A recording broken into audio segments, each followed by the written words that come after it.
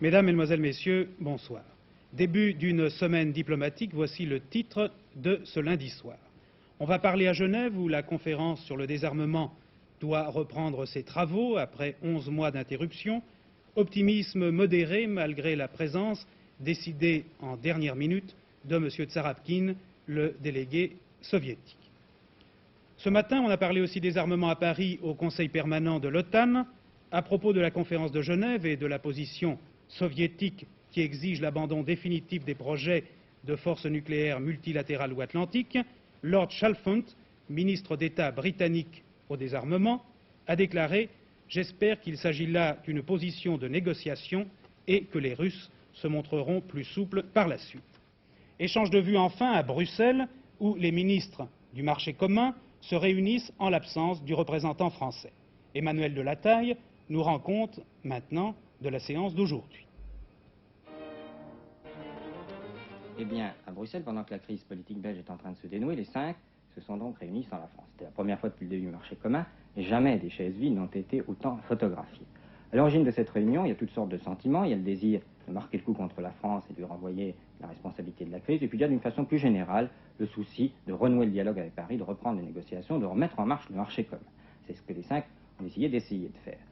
Cette crise du marché commun, je vous rappelle, comporte 2 éléments essentiels, le financement agricole et les préalables politiques. Financement de l'Europe agricole en communauté française depuis la rupture de l'engagement du 30 juin.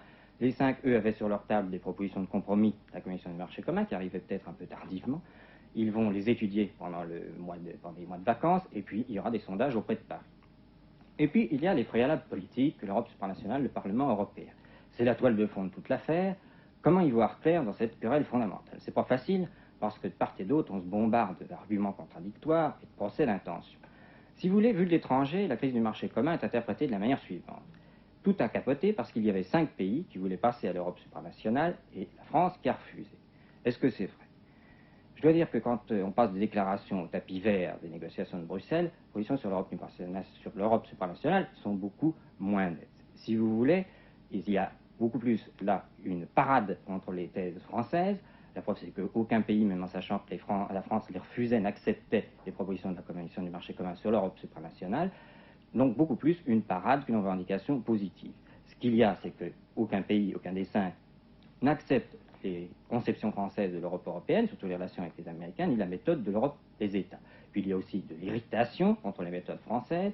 Le général de Gaulle a voulu nous imposer l'Europe agricole à coup d'ultimatum. Nous en avions essayé d'obéir. C'est ce qu'on entend très souvent dans les milieux diplomatiques depuis la crise. Est-ce que ça fait un front des 5? Non, dit M. Spaak. Nous n'avons pas fait le marché commun pour faire un front à 5 contre la France. M. Spaak, lui, est très net. Cette crise est extrêmement grave et mauvaise. Elle n'avait aucune raison d'être. Il fallait continuer le marché commun le plus possible, même si on était en désaccord, comme c'est son cas, il l'a rappelé avec le général de Gaulle, sur l'Europe politique. Donc, pas de préalable et continuer les négociations, les reprendre sur le financement. Cette position est en gros celle du Luxembourg, avec des nuances celle de l'Allemagne. Il reste à convaincre les Italiens et les Néerlandais qui sont plus crispés. Attendons la fin des vacances, laissons les esprits se reposer et chacun pourra plus facilement sauver la face. C'est ce que disait un diplomate belge, ça résume un peu le débat.